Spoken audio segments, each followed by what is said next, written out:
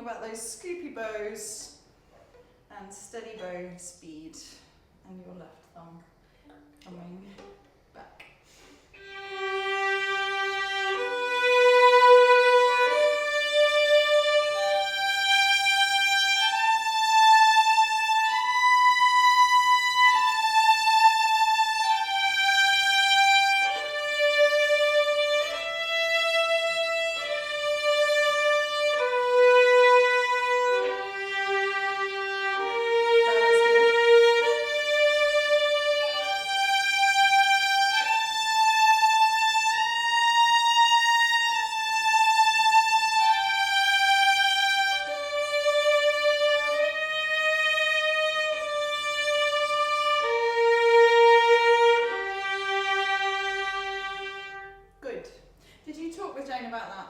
At all? No. Okay, I will make a note, and next time we do a lesson we'll do that. Okay, so let's just review what's happened in book 3 so far. So what would you say is the main teaching point of Martini Gavotte? Can I have a look at it for a second? Memory. Yeah, definitely memory is one of the big things.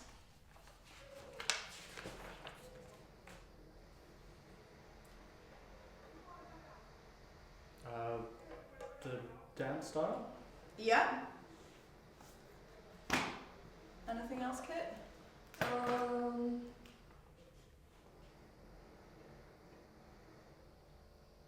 What's it refining that we've had since book 1? Dynamics? Yes, but something more specific than that. There's a lot of accents, but that's Like all of those scoopy, and then the more or less. yeah. At the tone, you're always trying to get better and better at the tone in different contexts. So would you say accents? Well, I think these accents are a bit overdone. I would just say tone, like tone quality, Okay. and yeah, dynamics and phrasing. Good. Bach Minuet. Something about that, please, Kate.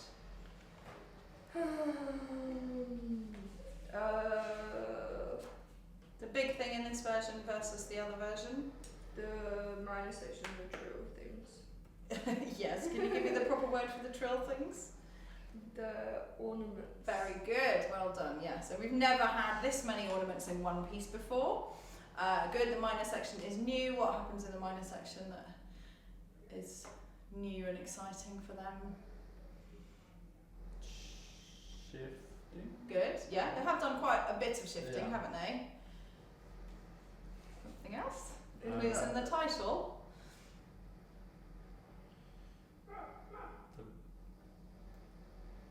The minor key? Yeah. Playing in a minor key. Like, which other pieces have we had in the minor? I'm not sure. I don't think.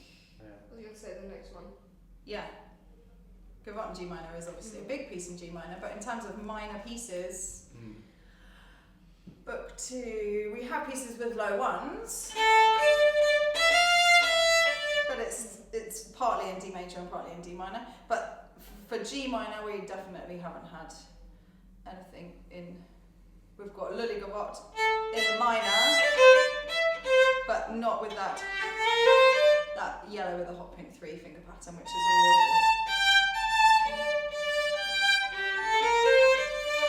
So definitely it's new-ish to have minor at all, and then it's very new to have that G major minor pattern, G minor finger pattern. Good, and more memory because it's bigger, longer, and the ornaments. Good. Gavotte in G minor.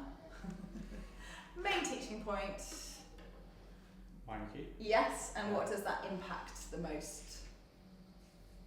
Finger pattern? Yeah, which impacts? Intonation? Exactly, yeah. So it's really looking to find that resonance in a different finger pattern than we've had for a whole piece before. Yeah, good. And what else happens in Gavotte in G minor, Kit? The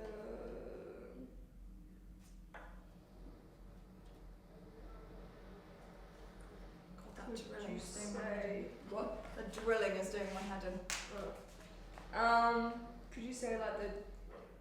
It's not real, but the sharps where it goes into that little section. Yeah, what would you call them?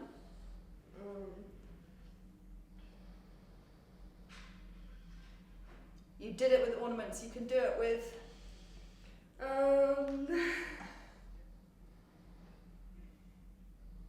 If you have a sharp or a natural or a flat in the piece, it's called an...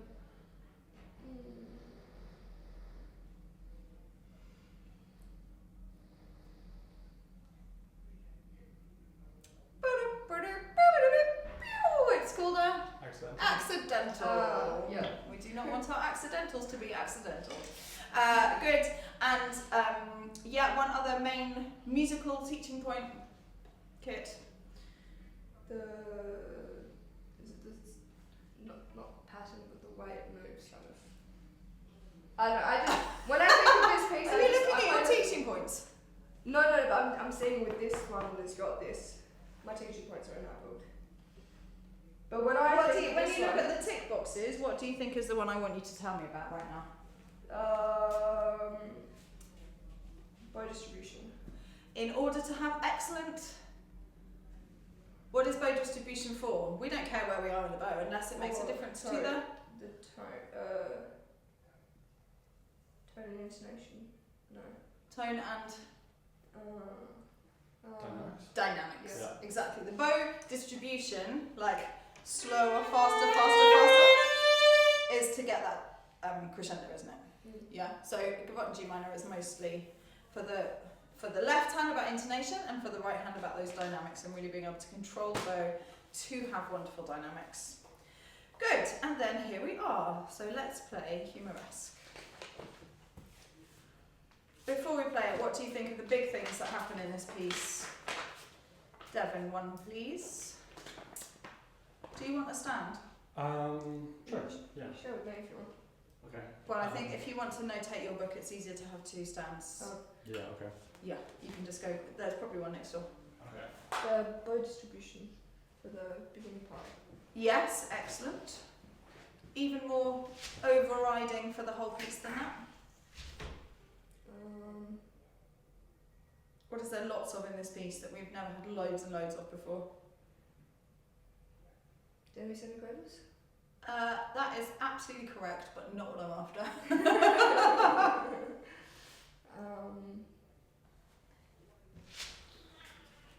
I'm not sure how useful it is for you both to have a blank copy I know. and then the copy that's got the stuff in. Yeah, Are you using the book? Just use your folder. Yeah, And also you need to have your teaching points. that's in there, but I've been typing them up, so I need it. Yeah, I have been typing them up, but I'm putting them in a different book for now, Okay. which I'll then put back into last year Yeah. after them. Okay, so when you look at this, you can look at it for 2 seconds and see what I'm talking about. Because it jumps out the page at you. The sections, What sections? the A, B, A. No.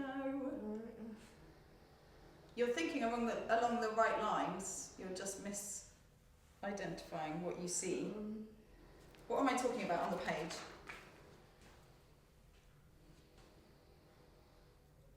What do you notice about this piece when you look at that page? What's the first thing that jumps out at you These ones. after that? Well, they're not big that. But I don't understand those lines. I just put them in, but I don't understand them. What do you think that they mean? Just a different type of structure bowing thing. No, I don't know. about this. Position theme above shifting. Thank you. Shifting. Oh my god, we got there. Yes, shifting. Yeah. Do you have the printout of the colours that the shifting means? I can't show you on the computer because it's recording. These, yeah. Right, so that's... Okay, that makes sense. Okay. I guess now. I was wondering why you drew random lines in your book. So... We'll get there one day with me. The shifting is the major thing that happens in this piece. The bow distribution also needs very careful work, And the intonation is obviously something that is going to be affected by both the shifting and by the different finger patterns that you have when you're in first position. So let's play.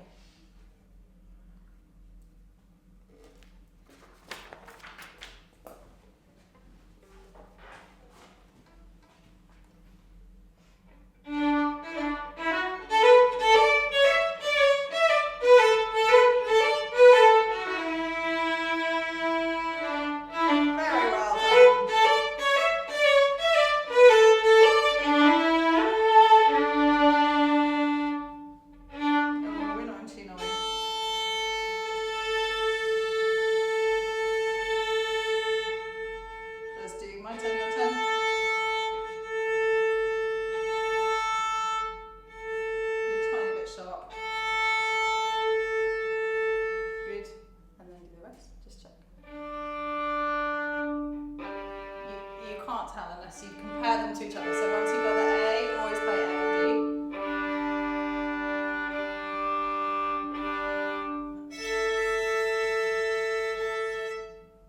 Do you love the E?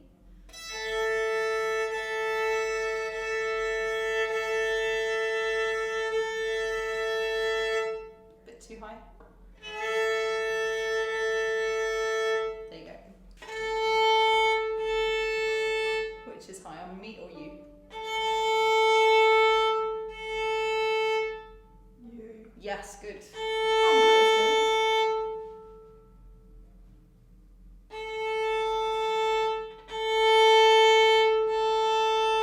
Good.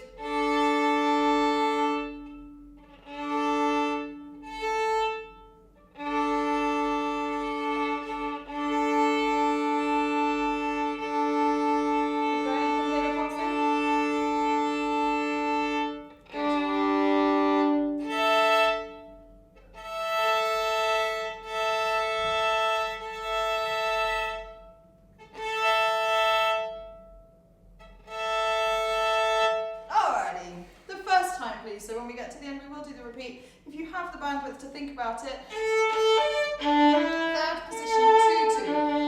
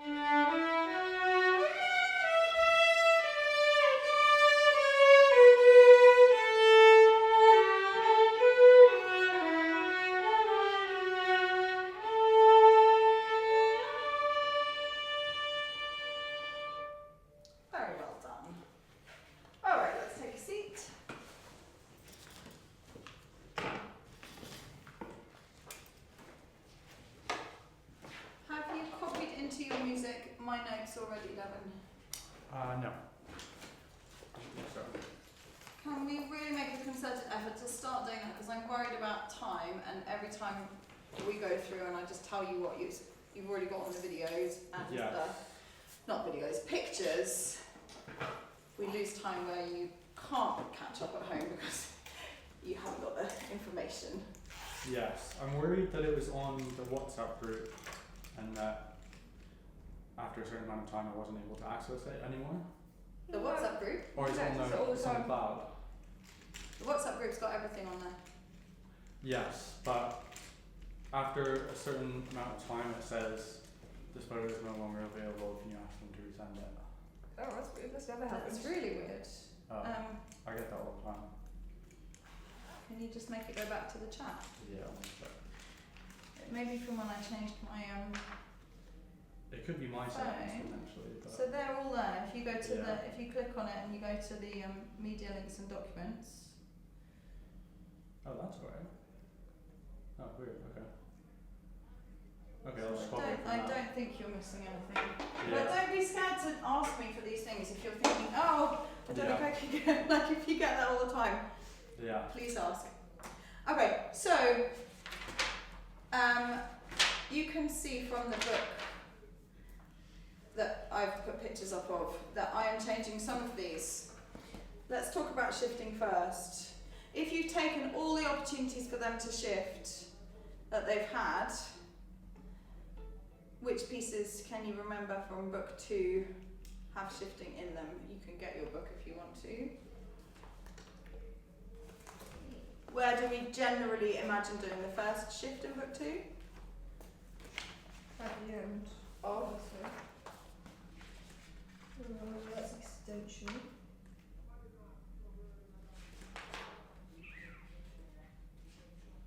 Oh, is it the minuet when you go up? That's not the first time, but that is a time that we expect them to shift, yes. Go right back to the other end of the book.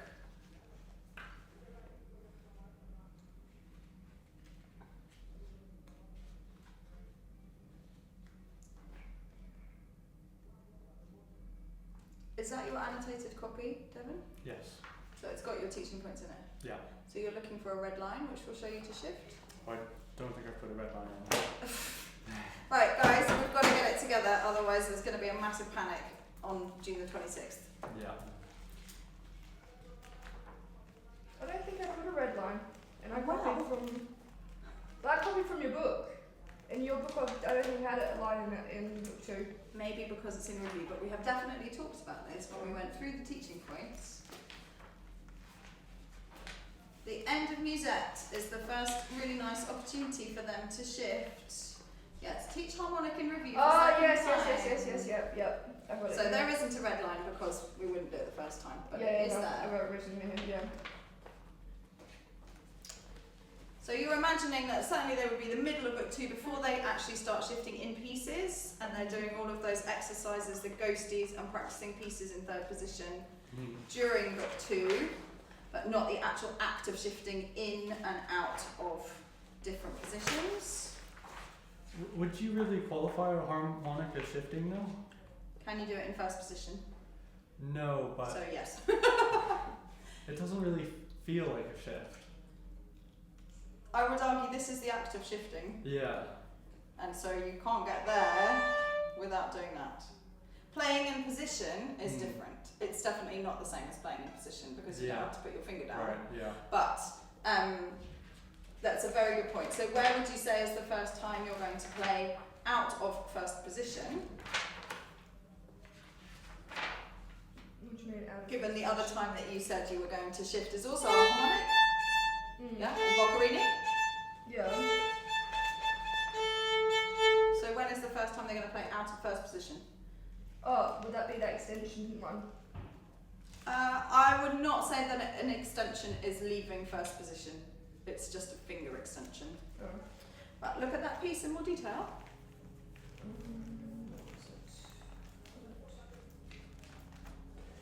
Sorry, which piece? Lily Gavot.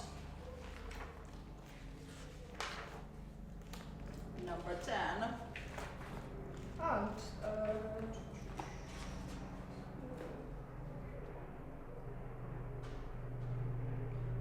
was the question? No, but I didn't understand the question. Where is the first time we are playing a proper note in a different position from first position that is not a harmonic? Your first real shift, one might say, although I do think a harmonic is a real shift. A real shift with a stopped note. Are you talking about in bar 22? Nope. Okay. I'm talking about the last note. I was going to say that one. Oh yeah. Well, that's what I was thinking, but then I haven't So got why it. didn't you say it then? No, but it hasn't got a 2 or anything written in, that's why I wasn't sure. Look, this is what my book looks like here. I must have missed that one. But because I've been, that's what I did on my break. I re-added everything and everything, so. Okay, good. Well, it's there. And then we have lots of half position in minuet in G, which is not really Oh, so it is. big shifting, but is a different position.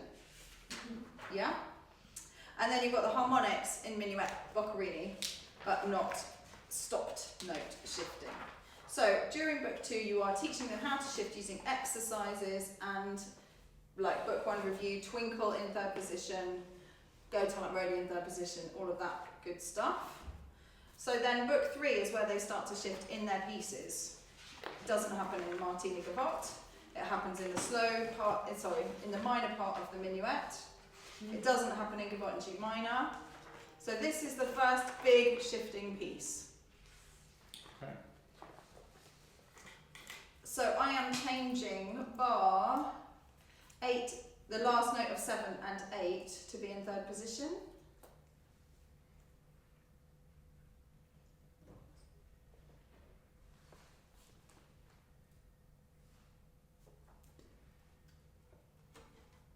I'm imagining you would think it helpful to have a session on shifting soonish. Yeah. Another I mean, one. we've done a bit on shifting. Review, yeah.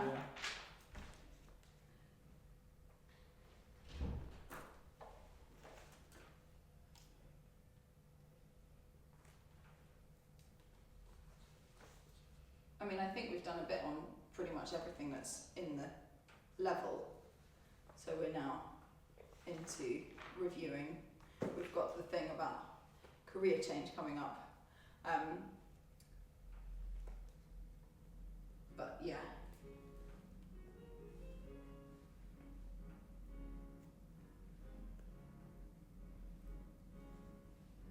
Is that you? No. Connor next door. Okay.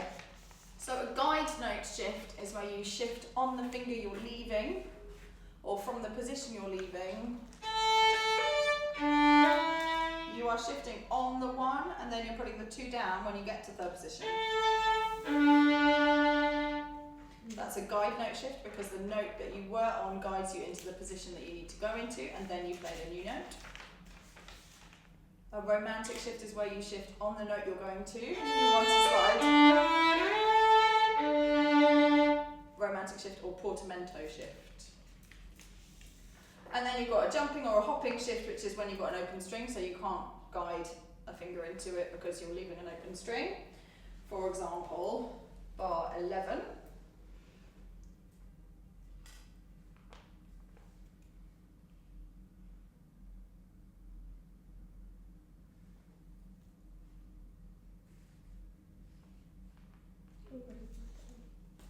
So this is the first piece that's got all of those different types of shifts in it. Sorry, so guide shift, romantic shift, and what's the last Guide one? note shift.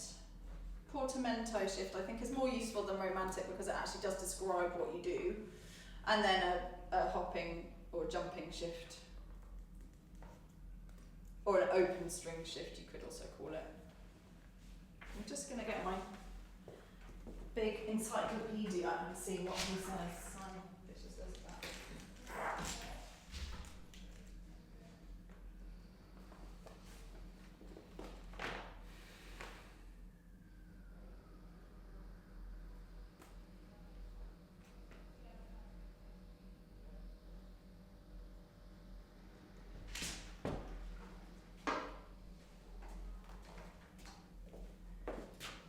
Highly recommend you get this book. Basics by Simon Fisher. It's really useful to basically look up anything. So, for example, shifting.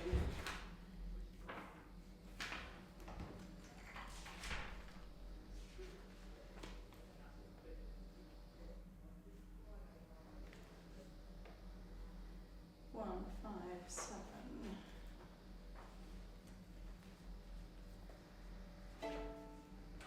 So classical shifts, the hand moving on the finger that begins the shift. So that is what I'm calling a guide note shift. Upwards.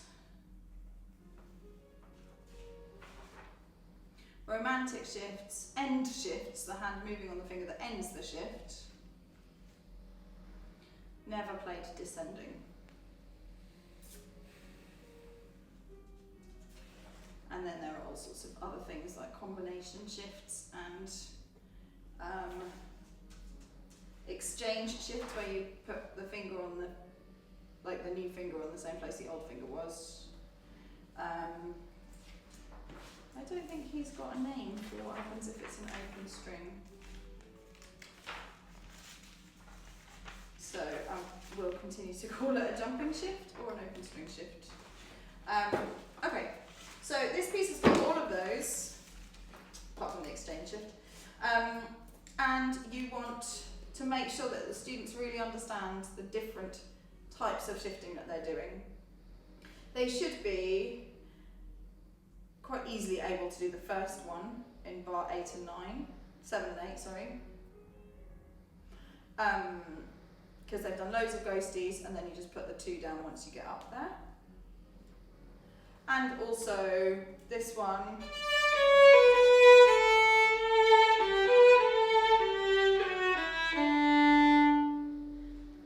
Because that's, they will have been used to doing Twinkle in third position or other pieces starting on a 2, so that's just like the beginning of that.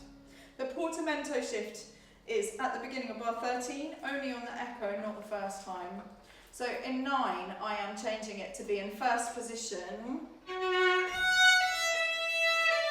because I want them to continue to do that 4th finger work of matching an open string, then the 4th.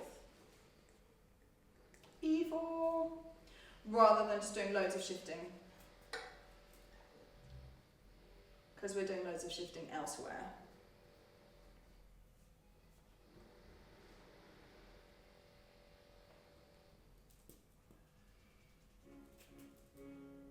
So what kind of shift kit would you say is bar 25?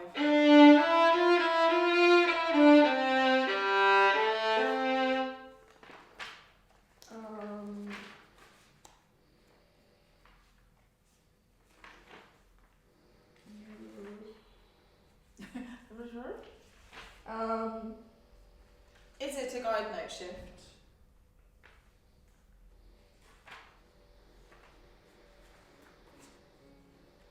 No, it'd be too complicated for a guide note. Is it a romantic shift? Do you slide onto the 2? No, you should just place it. So it's a... Why has to be a portamento then? No, portamento is the same as romantic. The other type we've just been talking about? Hopping. Yeah. So a jumping shift or a hopping shift, it doesn't have to be from an open string, it can also just be where you just have to find that position, that finger. You could call it a guide note shift and put the 1, 2 on each time. It depends like how confident they're feeling, but generally you might put the 1 there and then the 2 on, or probably most of the time they just find the 2. There's no shift there already. Now here in 30 I would very much recommend you play 1, 2 and then shift. Can you think of a reason why that would be better than playing 4, 3, 2, 3, 4, 2, D, 1, 2, G, 1, 3? Sorry. Or to shift down instead of stay up. No, to shift down 2 notes later in bar 30. Oh. Yeah. To shift down on the B flat on a 2 rather than to play a C on a 3 at the beginning of the They'll bar. probably miss it with their first finger or something. Sorry? They might miss it with their first finger, it'll be out of tune, so it'll be easier just to shift down. I don't know if that makes sense. It's on the same finger? Yes, it's on the same finger. So Yeah. it's going to be easier for them to play because they've done a million ghosties by now. Yeah, that's just a reverse, like going down part of the ghosty. Whereas, sorry, they haven't done so many times. And also it's really going to interrupt the flow of that bit because unless you want a big slide, that's what you hear a lot if you do that fingering. It's much easier to do it between the D natural and the B flat, partly because the D has that resonance because it's an open string note, so you can lighten the bow and hide the shift, but you'll still hear the sound. Make sense?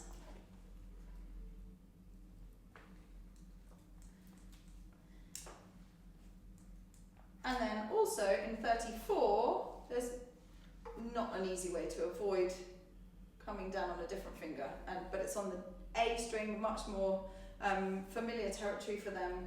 So I think that's a better place to practice that skill.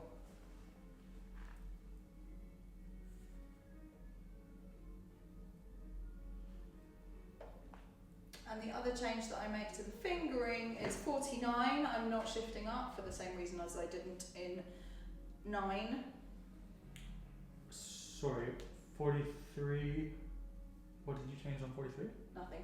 Oh. 49, 49. the same as 9. Yeah. So 1, E4, 3, what's underneath basically. Okay.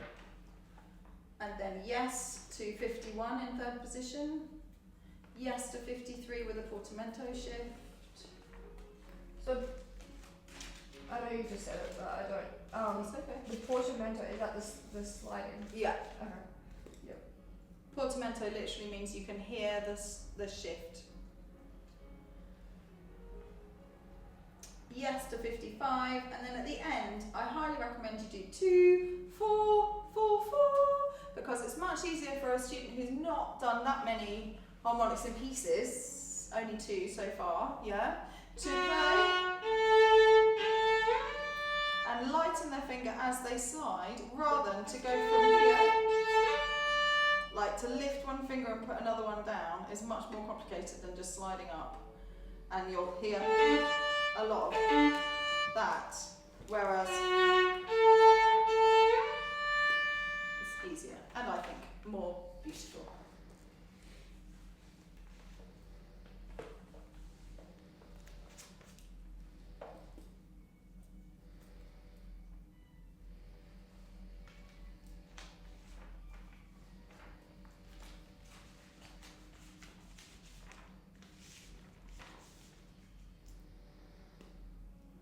So how would you approach bar 8, 7 into 8 the first time, Devon?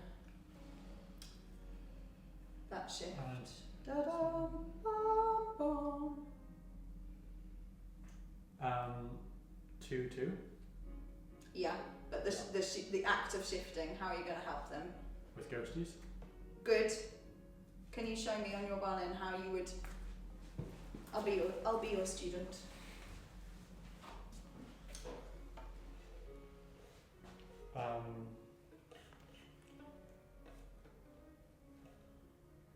I'd maybe start by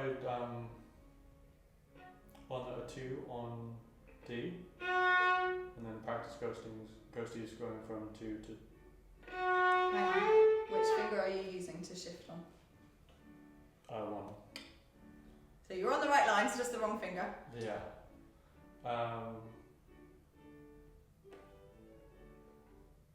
Okay, yeah, then I'd start on 1. Yep. Can Yeah, you show me a ghosty? I would use. Can you show me a ghosty? On the 1? Nope. Same finger. Where's your 1 going to? Which note's the 1 going to? Oh, I see what you're doing. Okay. So yes, Okay, yeah. that's absolutely right. So we would Yeah. do that first. However many times they need to do it, good. Yeah. And then how would you build towards what's on the music? I'd get them to do that. Yeah. Stop. Put the 2 down. Yeah. Yeah. Yeah, I'd you're get them exactly to right. do that a few times. Yeah. So yeah, it doesn't really matter about the bowing. Good. And then to turn it into the actual thing. Just in one bow. Just have a look at your music, Tom. Just do the whole sequence of. Yes. How are we going to make sure that they are using what we've just done?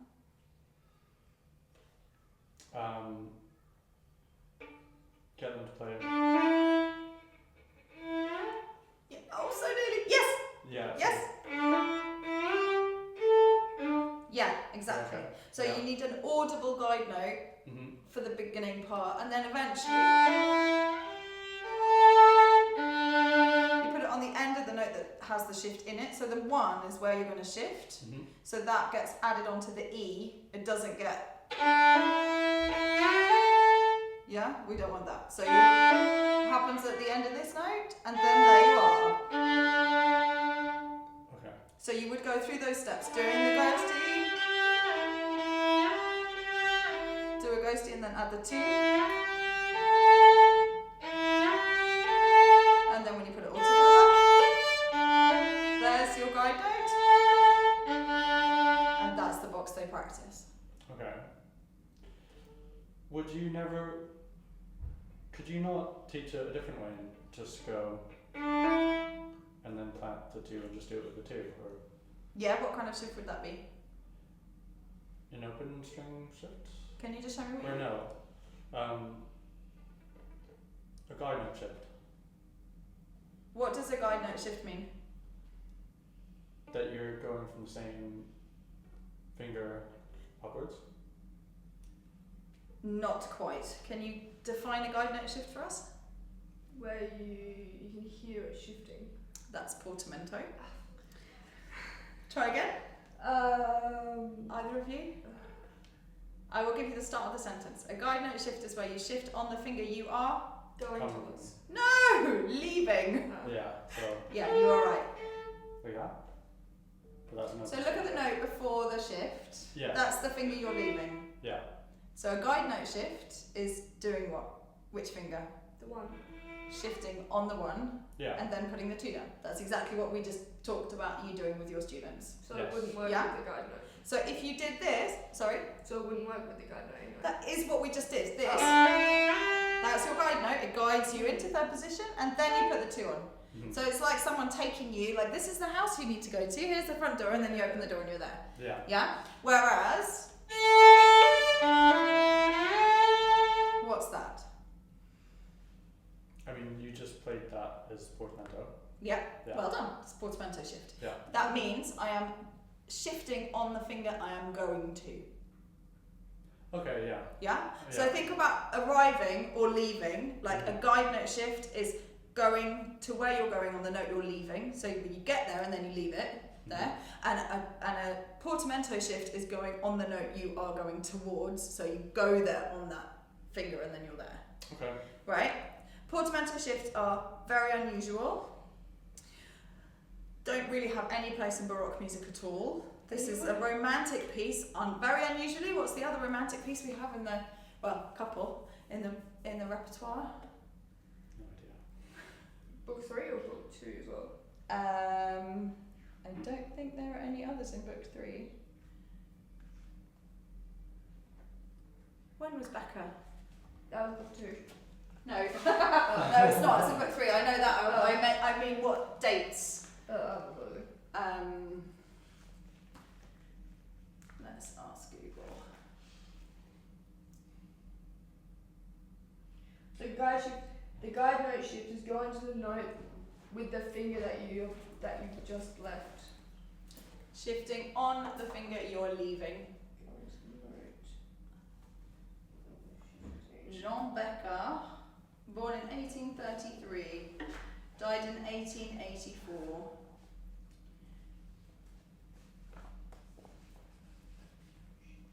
So classical.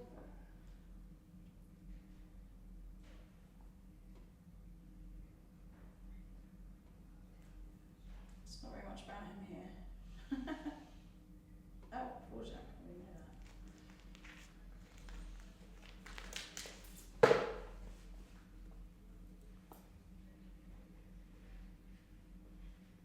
Oh.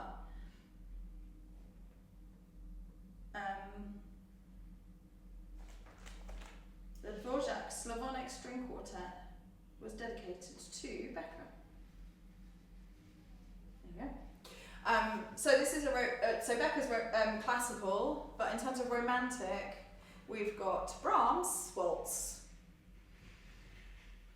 Alright. Beethoven is mostly classical, and the Beethoven Minuet and Trio is not particularly a romantic piece. It's kind of on the cusp, but basically there are very, very few actually romantic pieces, and this is one of them. So you're not going to suddenly dive into loads of portamento shifts because they haven't had very much practice at it, and it's really not very often used. Like it's a special thing that you do to make a point about that shift. 95% of shifts are probably not that. Why do you call it portamento? Why can't it just be called sliding shift? Because portamento means a slide you can hear. It's a weird word. It's Italian, darling. Ugh. Yes, I know. Okay. So any shift where you're sort of guessing, you have no guide at all and you're guessing, that would be a hopping shift. Kind of. Yeah. Yeah. Okay. I guess jumping would be a slightly better word to use because hopping implies that you're hopping straight over the string. Yeah, I think jumping's a bit better. So here,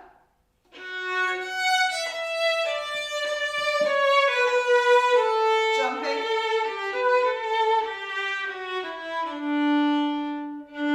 The reason we do a portamento shift is it's like really over the top beautiful moment, but we don't want to just slide around like that all the time.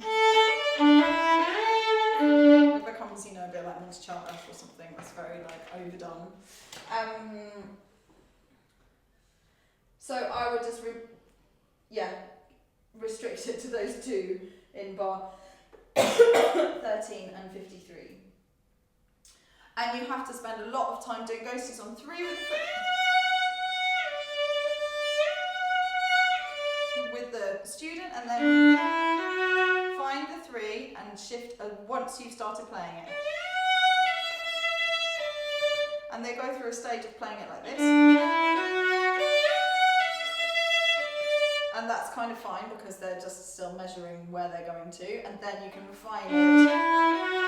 Light finger.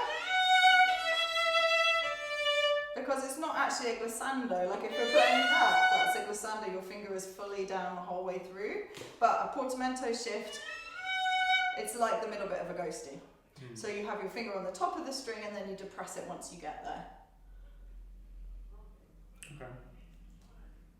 Does that make sense, Kit?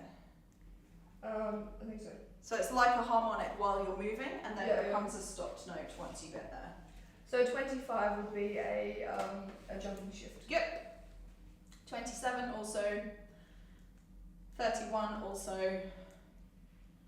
35, 33 still in third position from before. Oh, yeah. 35, 37, 39. So there isn't.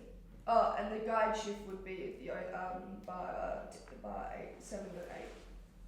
Guide note, yes. You might have students who want the 1 and then the 2 in all of that middle section. It's not really a guide note shift because they wouldn't be sliding on the 1 and then putting the 2 down. It's just like helpful. The main rule for shifting, most of the time, is shift on the lower finger. So, for example, in 35, you wouldn't play, that's not the guide note because it's going higher, you want to keep the sound under where you're going. So even if you did want to use a guide note, you would put your one on and then go. Well, wouldn't that just change to just a hopping shift then? No, it would change to a portamento shift if you heard it. Oh, okay. Which is why it is a jumping shift. You just jump into third position. You don't. Yeah. You're not guiding yourself anyway. You just put the one in third position. And then a portamento shift at the end, at the very, very end. Yeah, perfect. Yes. And that's unavoidable because it's the same finger and in a slur. So you couldn't play it without hearing it unless you stopped the bow. And then you're not doing what's written. Oh. Yeah? Yep. Okie dokie, the tick boxes are intonation, shifting, tone, memory, boxes, dynamics, Structure. romantic style, and structure.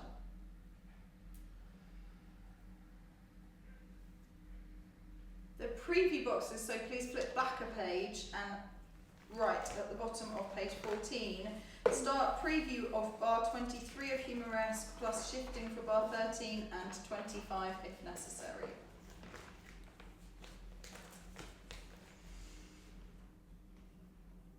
Sorry, can you say Wait, that again? what? Start preview of bar 23. That's a different preview box, we haven't talked about that yet, that's not shifting. Of Humoresque plus shifting for bar 13 and 25 if necessary. So everyone needs to do 13 because they've never done a portamento shift before. But you'll have some children, if they've got really into shifting and they've been playing like all their book one pieces in third position, they won't need to practice getting ready for that D and 25. But if they have worries about shifting, then you'll need to preview that. Oh, so you do preview the bar 22 and 24 and also bar 9. 13. 23, yeah, Because that's what you got in your book, yeah. yeah. But also you add the 12 to 13. Or not? 13. Everyone needs to preview 13 because it's a brand new thing to do a portamento shift. And some will need to do 25. I don't worry about 7 and 8 until we're actually in the piece because it's quite simple for them. Yep. Okay, we have 4 minutes. Let's see if we can finish this. So the preview box, we've talked about how to approach the portamento shift with ghosties and then lightening the finger.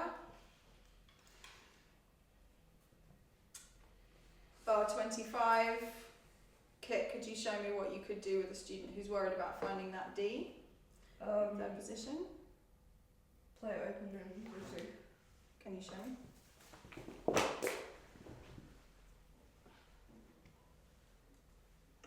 So I'll be your student, you just do my turn, your turn.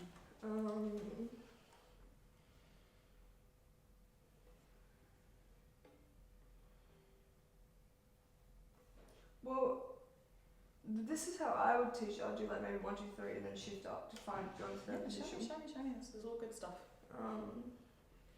So obviously you do 1, 2, 3. Yeah, don't tell me, just show me. Up. And then you play. Okay, that's great. If you were a student, I think you would play the notes. So just do it with playing all of the things you did. That was brilliant.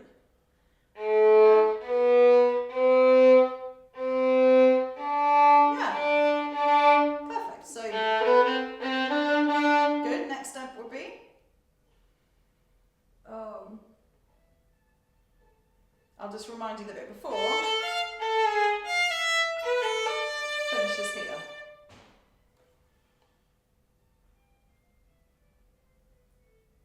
I mean, you could do it as well and then transfer over. Can you show me?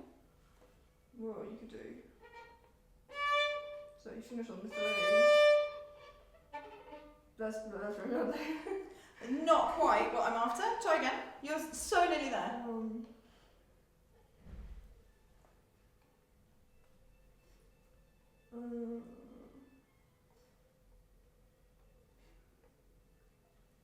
Show me. You're doing really well. Then you do. Exactly. That's exactly what you could do. Find the C, put the 1 stages, but that's exactly what some of them will need. What would you then do For the next part. to get closer to what is actually going to happen in the music? So what could you remove from what you've just done to make it more close to the actual music?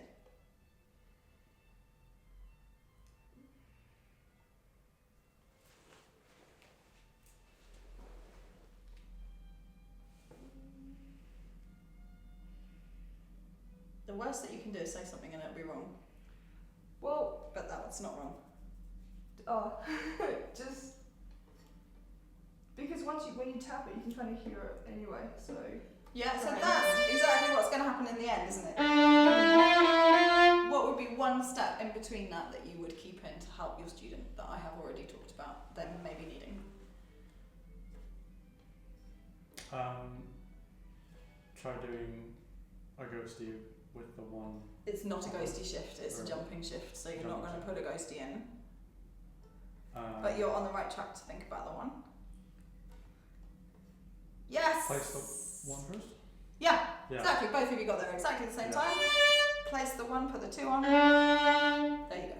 Yeah? And if that's out of tune, then you just get them to play the one. So all of those tiny steps in between, it's going to be singular to each student. Whether they need loads of help, you go through every step in great detail. If they're quite good at shifting already, or they've got a good ear, or they just find it easy, then you can kind of jump straight to what Would you happens in the do- piece. like when you're doing the, and then while it's echoing, like while it's ringing out, you could be like kind of tapping. I think If that makes that's sense. quite difficult for most students. I think my late book fours are starting to tap to hear the intonation for the end of sights and stuff like that, or perpetual motion. That one. But I think more at this level they're likely to still have a 3 tape. Mm-hmm. So it would be visual that they put the one on the 3 tape and then find the tone.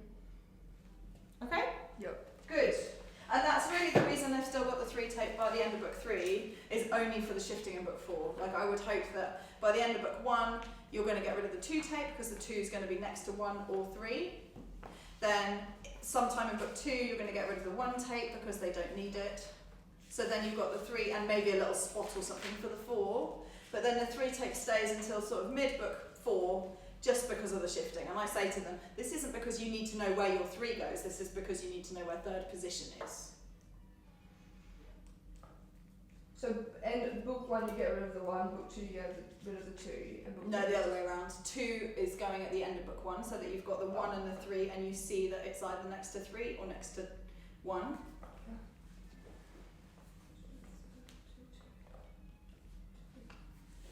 get rid of the 1 during book 2.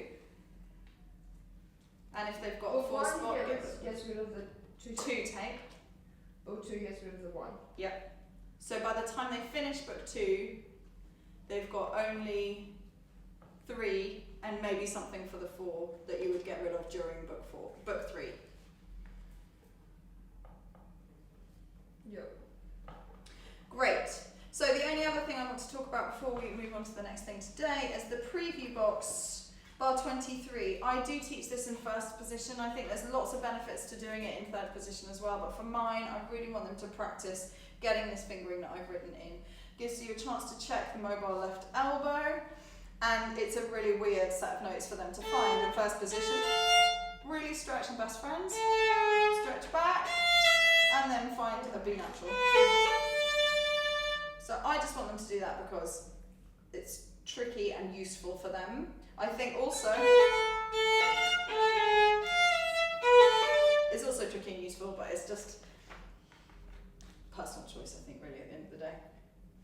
So we would do it in single notes with busy, busy, stop, stop. Find the 4, G sharp, back to the F natural, and then I normally play. They don't need to do busy, busy, stop, stop on each of those. And then they go into single notes, no bowing, and then they would learn it as it is and do it as a box. So that's a preview box. They're doing that while they're still doing a bottom G minor. Yeah? Making sense? Yep. Great. And then the only other thing that we haven't really talked about is this zigzaggy bowing or the lift. So you've got a choice.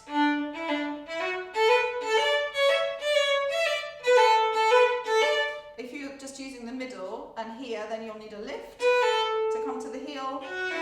So you've got all that space.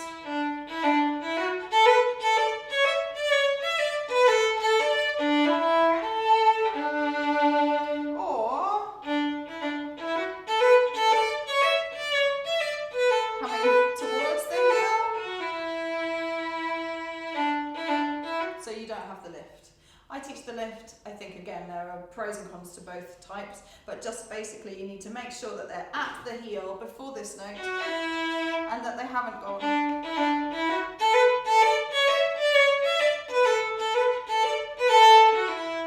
So make sure you're at the heel by the end. Either lifting, yeah, or zigzagging.